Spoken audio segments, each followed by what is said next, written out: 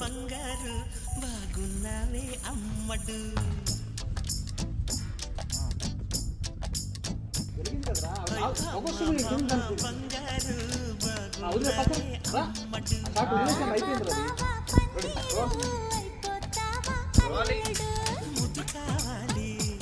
చూడమ్మా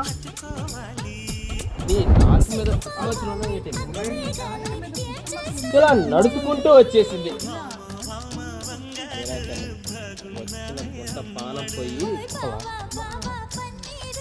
చెయ్యి అలా కొట్టిపోయింది.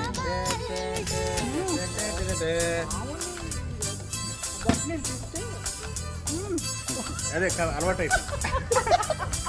మా కరెక్ట్ వెలిగించు నోట్ పెట్టుకో.